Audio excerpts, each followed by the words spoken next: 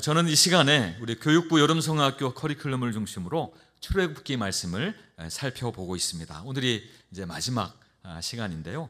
우리 교육부 여름사역이 오늘까지 우리 초등부 여름성화학교를 마지막으로 잘 마무리가 되었습니다. 우리 하나님의 이름으로 승리해요라는 주제로 그렇게 진행이 되었는데요. 우리 각 부서 우리 아이들을 볼 때마다 너무 기뻐하고 또 이 시간이 지나면서 점점 말씀의 은혜를 받는 모습을 보면서 마음에 감동이 있었습니다. 우리 초등부는 금요일 날 또 여의도 수영장에 수영을 하러 아침에 출발해서 또 오후 늦게 그렇게 도착을 했는데요. 그때는 몰랐는데 그 다음 날 보니까 얼굴이 다 새까매져 있더라고요. 남자아이든 여자아이든 다 새까맣게 이렇게 탔는데 아이들의 표정은 너무 밝은 거예요. 너무 행복해하고 또 즐거워하는 모습을 보았습니다. 어제는 또 1박 하면서 교회에서 또 오늘까지 그렇게 성경학교를 진행했는데요. 어제 밤에는 또 이렇게 모여가지고 우리 교육사님 인도로 또 기도회를 아주 뜨겁게 그렇게 진행하는 것을 보면서 우리 아이들의 영혼이 정말 하나님 앞에 너무 순전하다, 그런 마음의 감동이 있었고 또 우리 한밀교회의 미래가 또 주님 보시기에도 밝다라는 소망이 있었습니다. 우리 계속해서 격려해 주시고 또 응원해 주시면 감사하겠습니다. 하나님의 이름에는 이스라엘 백성들이 하나님을 만났던 그 역사적인 정황들이 다 담겨져 있습니다. 그러기에 이 하나님의 이름에는 하나님의 어떠하심이 너무나도 잘 드러나고 있습니다. 모세를 찾아오셔서 자신을 나는 스스로 있는 자다라고 그렇게 나타내셨습니다. 이를 통하여서 이제 애굽에서 막 나온 이 이스라엘 백성들이 자신들과 영원히 함께 하시는 그 하나님을 알게 되는 것입니다. 또 마라에서 쓴물을 단물로 바꾸시며 여호와 라파, 치료하시고 회복하시는 하나님을 말씀하셨습니다. 이스라엘을 치료하시고 회복하시는 하나님이 되겠다는 그 선언을 하시는 것이죠. 오늘은 마지막으로 출애굽기 17장 8절에서 16절 말씀을 가지고 우리에게 승리를 주시는 하나님이라는 제목으로 함께 은혜를 나누려고 합니다. 여러분, 현재 우리나라가 처한 이 여러 상황이 심상치가 않습니다. 정치적으로도 또 경제적으로도 위기라고들 많이 이야기하고 있습니다. 또 내부적으로도 또 외부적으로도 상당한 도전 가운데 있다라고 이야기합니다. 내우외환의 위기다라고 많은 사람들이 이야기합니다. 내우외환은 내부의 근심과 외부의 걱정이라는 뜻으로 나라 안팎에서 여러 가지 문제가 동시다발적으로 일어나는 어려운 상황을 이야기하고 있습니다. 자, 그런데 이런 내우외환의 위기가 수르 광야를 지나서 이제 신광야의 르비딤에 도착한 이 이스라엘 백성에게 찾아왔습니다. 17장 1절 말씀인데요. 이스라엘 자손의 온 회중이 여호와의 명령대로 신광야에서 떠나 그 노종대로 행하여 르비딤에 장막을 쳤으나 백성이 마실 물이 없는지라. 르비딤에서 다시 물 문제가 불거졌습니다. 르비딤이라는 이 지역의 뜻은요, 안식처, 쉬는 곳이란 의미가 있습니다. 그러나 이 르비딤은 이스라엘 백성이 결코 쉴 수 없는 곳이 되었습니다. 이들은 르비딤을 앞두고 아마 얼마 전에 경험하였던 엘림 오아시스의 그러한 모습을 기대했을 것입니다. 여러분, 엘림이 어떤 곳이었습니까? 광야 한가운데에 12샘물이 있어서 그 샘물에서 펑펑 생수가 쏟아지고 또 그 오아시스를 삥 둘러서 잎이 무성한 이 종려나무가 그 오아시스를 둘러싸 있는, 마치 이 이스라엘 사람들이 생각하기에도 에덴 동산 같다라고 생각할 정도의 그런 하나님의 풍성한 은혜가 있는 그러한 자리가 바로 엘림이었습니다. 이곳에서 이스라엘 백성들은요, 야, 이제야 하나님께서 진짜 우리와 함께 하시는구나 하고 힘을 얻고 또 용기를 얻어서 다시 광야로 발을 내디뎠을 것입니다. 그러니 사실 르비딤은요, 그 이름대로 이스라엘 백성들이 쉬어갈 만한 곳이어야 했습니다.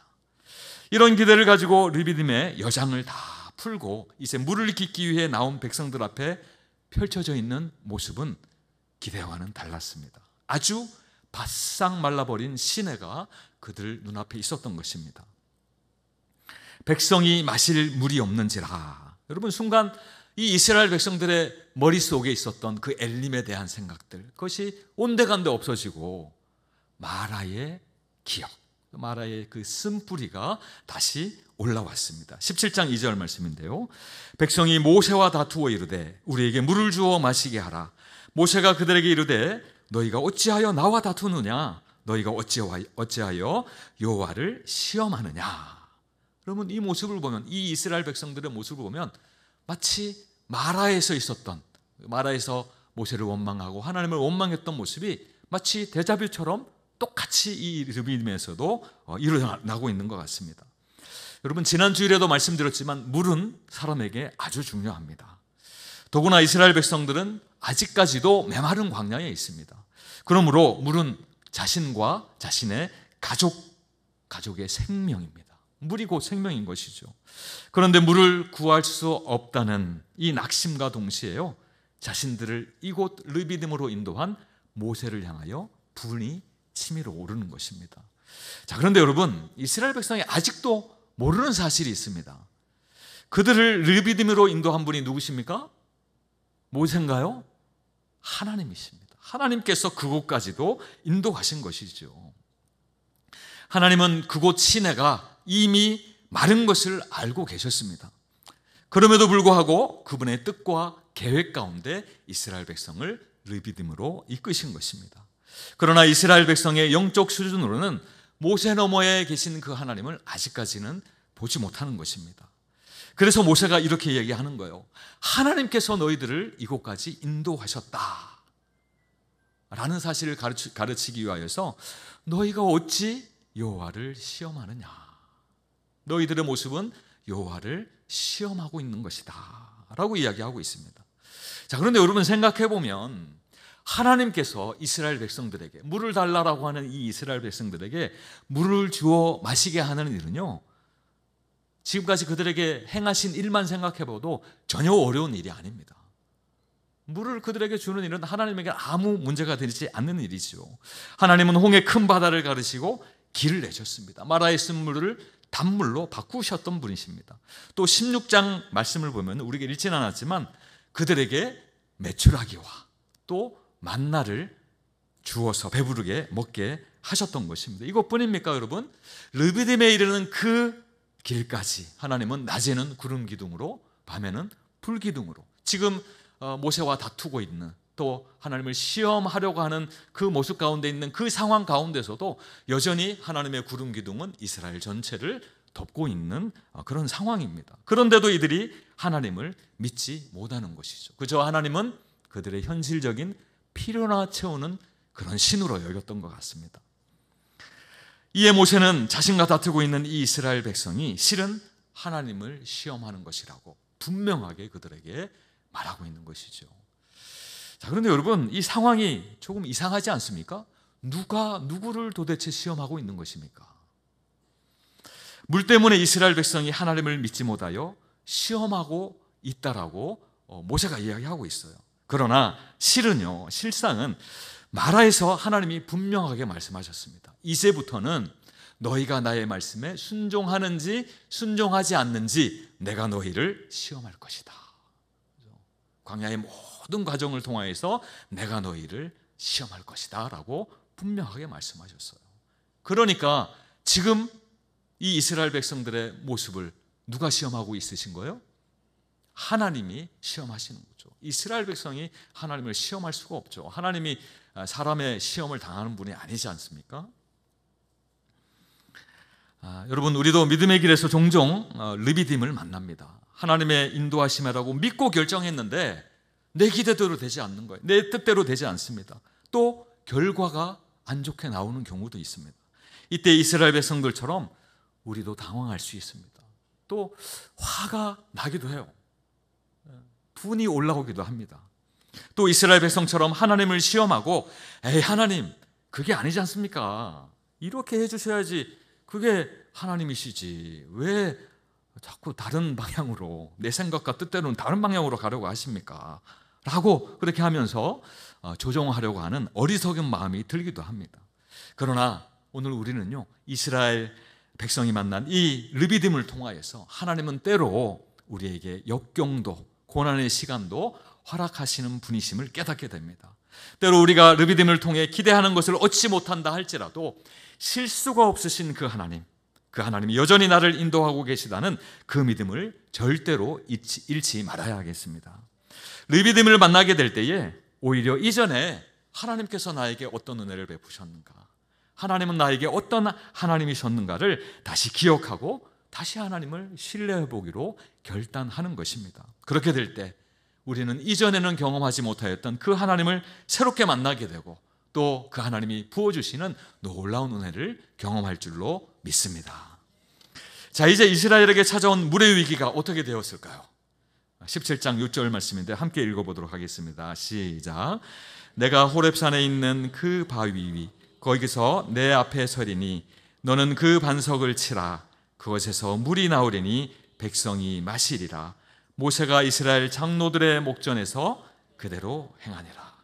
여러분, 하나님은 모세의 기도를 들으시고 호렙산, 신의 산이죠, 하나님의 임자가 있는 그 산에 있는 반석, 바위에서 물을 내셨습니다. 이스라엘 백성들이 처음 기대했던, 그죠, 르비딤 시내에서 내가 생수를 얻으리라, 그렇게 기대했던과는 전혀 다른 방법이었습니다. 반석에서 물이 나왔으니까요.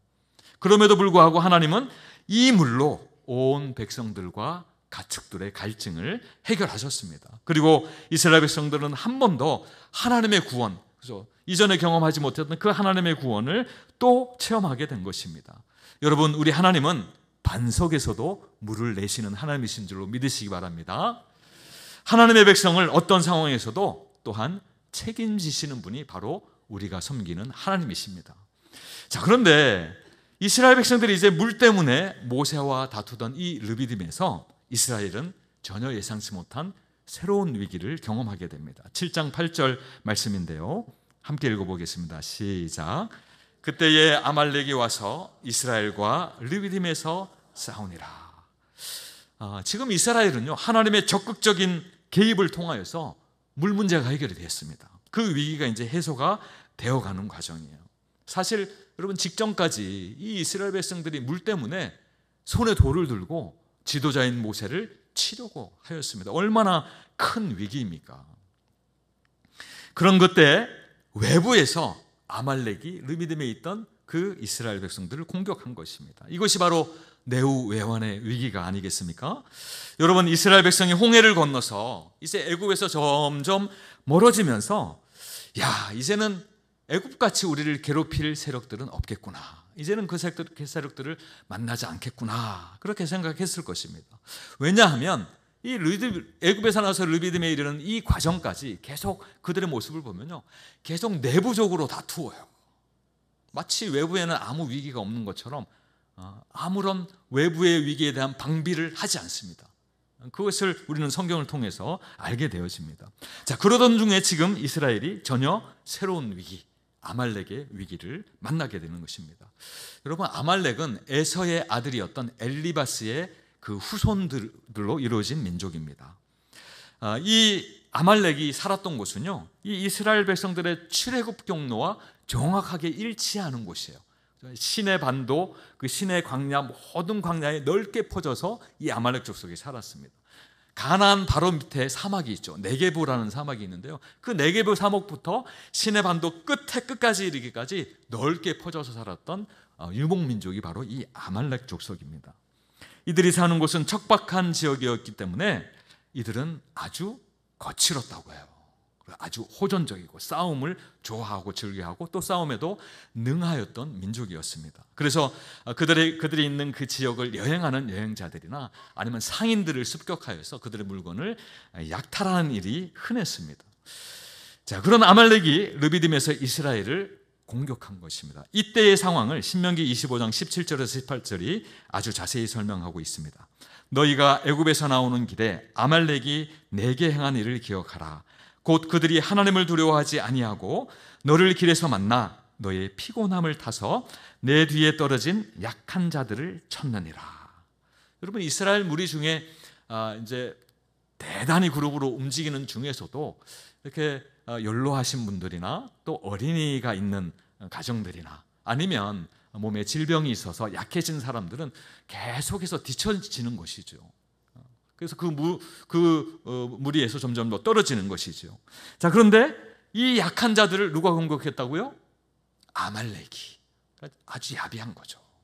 물론 그들은 그들의 어떤 전쟁 전략상 그 무리의 약한 곳을 공격해야 쉽게 그들을 무너뜨릴 수 있기 때문에 그렇게 공격하였을 것입니다. 그러나 이것은 하나님 보시기에 아주 악한 죄였습니다. 그래서 하나님이 오늘 우리가 읽었던 성경 본문에서 그들을 끝까지 기억하리라, 그들을 진멸하리라라고 그렇게 말씀하시는 것입니다.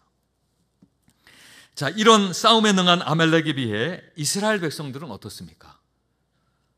숫자는 많을 수 있습니다. 아말렉에 비해서 많았을 것 같아요. 그러나 이들이 오랜 시간 애굽에서 어떤 상태에 있었습니까? 종으로, 노예로, 주인이 지시하는 대로, 애굽 사람들이 지시하는 대로 지시만 받고 지시에만 그렇게 따라서 살았던 사람들입니다. 벽돌을 굽고 또 건축물을 만들고 했던 사람들이죠. 그러니까 간단히 이야기하면 벽돌 전문가인 이스라엘 사람들과 전쟁 전문가인 아말렉 사람들이 지금 전쟁을 일으키고 있는 상황이죠. 싸움을 붙은 상황입니다. 누가 봐도 이 싸움에서 이스라엘 백성들은 큰 피해를 입을 것이 뻔합니다. 자, 그런데 누가 봐도 아말렉이 승리할 것 같은 이 싸움에서 누가 승리하였습니까? 누가 승리하였습니까? 이스라엘이. 다 질 것 같던 이스라엘이 승리하였습니다. 여러분, 어떻게 그런 일이 일어날 수 있었습니까?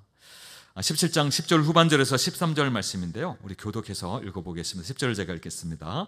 모세와 아론과 훌은 산 꼭대기에 올라가서 모세가 손을 들면 이스라엘이 이기고 손을 내리면 아말렉이 이기더니 모세의 팔이 피곤함에 그들이 돌을 가져다가 모세의 아래에 놓아 그가 그 위에 앉게 하고 아론과 훌이 한 사람은 이쪽에서 한 사람은 저쪽에서 모세의 손을 붙들어 올렸더니 그 손이 해가 지도록 내려오지 아니한지라.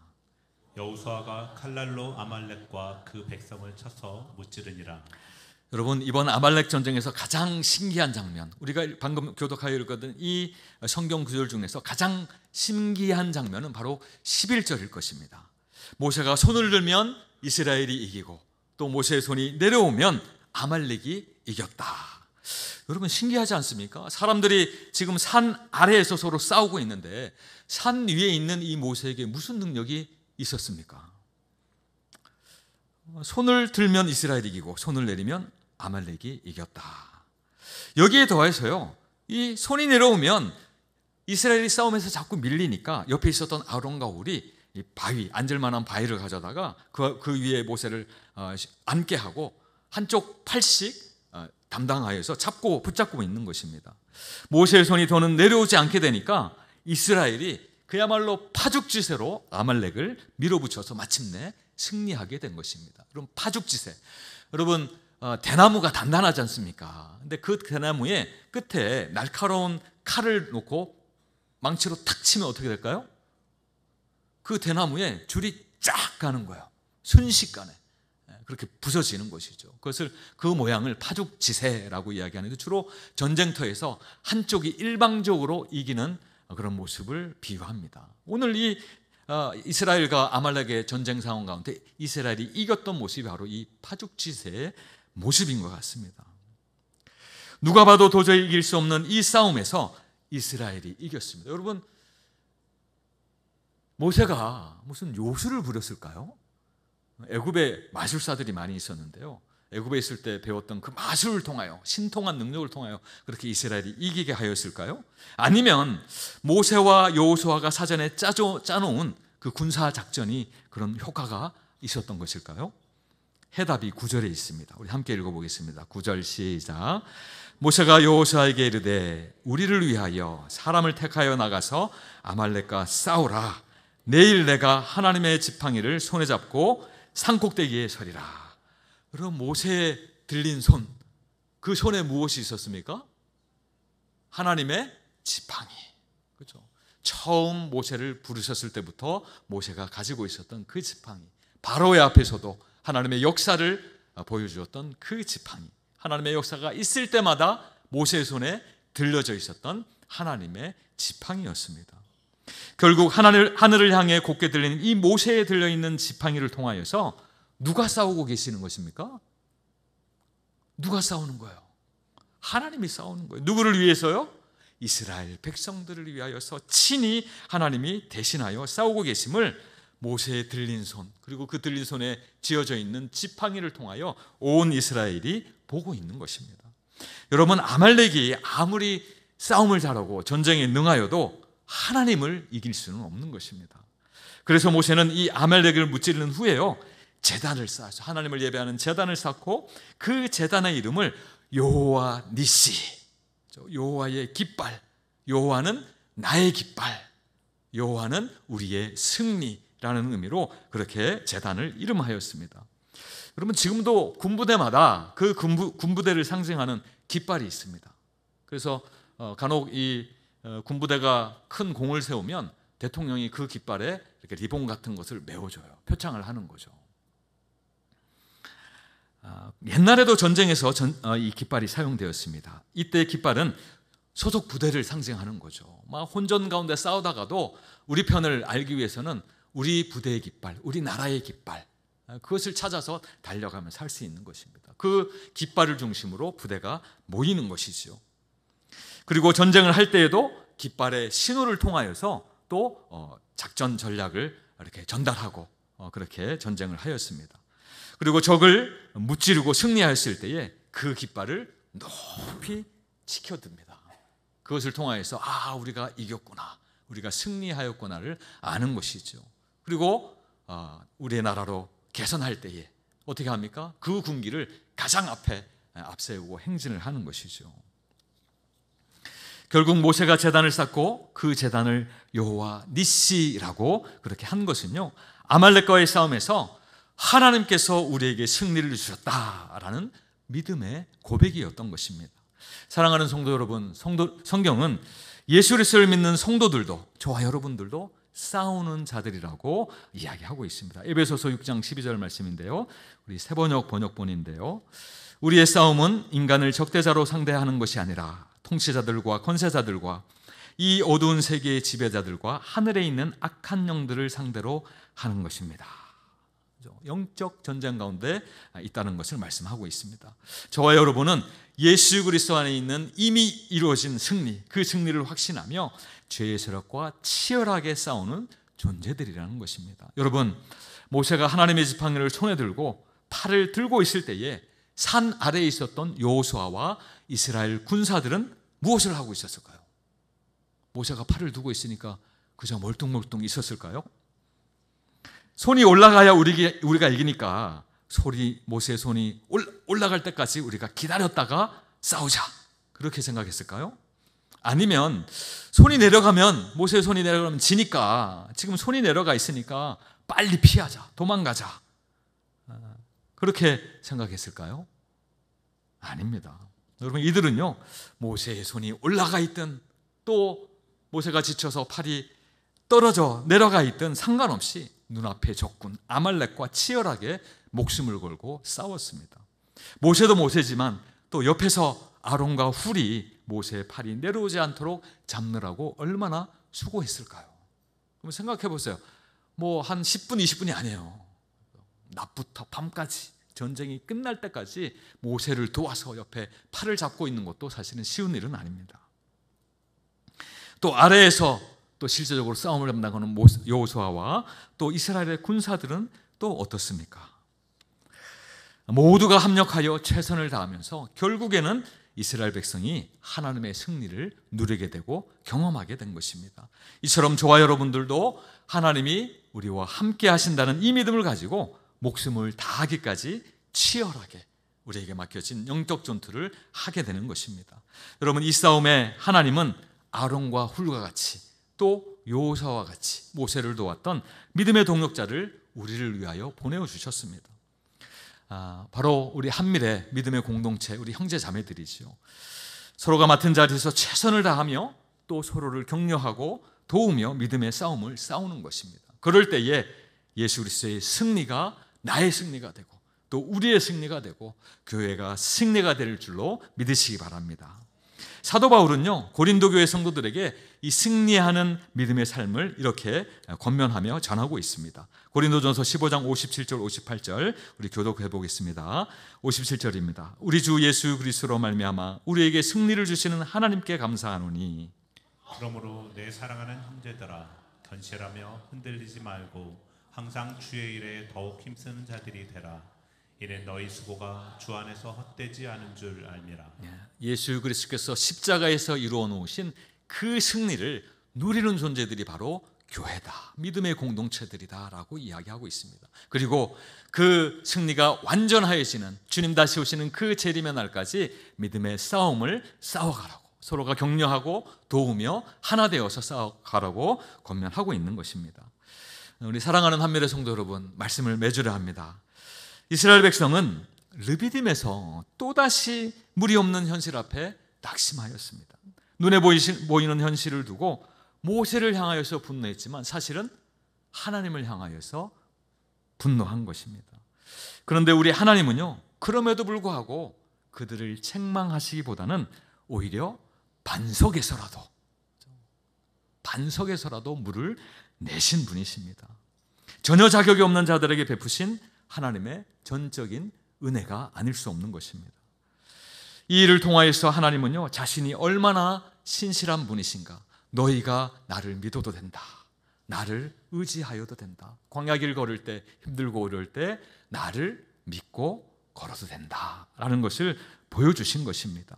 그리고 르비딤에서 이스라엘 백성은 또 하나의 위기, 아말렉의 위기를 경험하였습니다. 이스라엘 백성들은 전혀 준비가 되어 있지 않았고 또 전쟁을 해본 적도 없습니다. 그러나 누가 그들을 대신하여 싸우셨습니까? 하나님께서, 여호와 니시, 승리를 주시는 하나님께서 그들을 대신하여서 싸우셨습니다. 모세가 하나님의 지팡이를 손에 들고 팔을 높이 들었을 때에, 또 아론과 훌이 그의 손을 붙잡아 주었을 때, 또 여호수아가 백성들과 함께 칼을 들고 그들은 싸웠습니다. 하나님과 함께 싸운 것이죠. 하나님이 싸우시니 그들도 싸운 것입니다.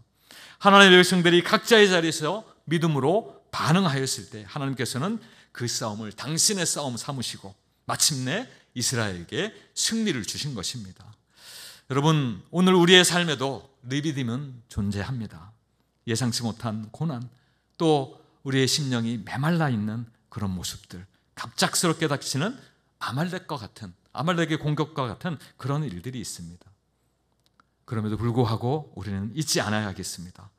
그 르비딤까지도 하나님이 인도하셨고 그 싸움도 하나님이 책임지시는 싸움입니다. 우리는 하나님이 어떤 분이신지를 기억해야 하겠습니다. 우리가 믿는 하나님은 반석에서도 물을 내시는 하나님이십니다. 절대 이길 수 없는 싸움에서도 승리를 주시는 여호와 니시의 하나님이신 줄로 믿으시기 바랍니다. 그러므로 사랑하는 여러분, 오늘 말씀을 통해서 우리가 해야 할 일이 분명해집니다. 내 인생의 깃발을 다시 여호와로 삼는 거예요. 여호와가 나의 깃발이십니다. 하나님께 속한 자로 살기로 다시 결단하는 것이죠. 내가 싸우는 모든 영적 전쟁 가운데, 또 내 가정의 위기 가운데서도, 또 사람들과의 갈등 속에서도, 또 내 스스로의 마음의 싸움 가운데서도 하나님, 이 싸움의 주인은 하나님이십니다. 이 싸움은 하나님이 하시는 것입니다.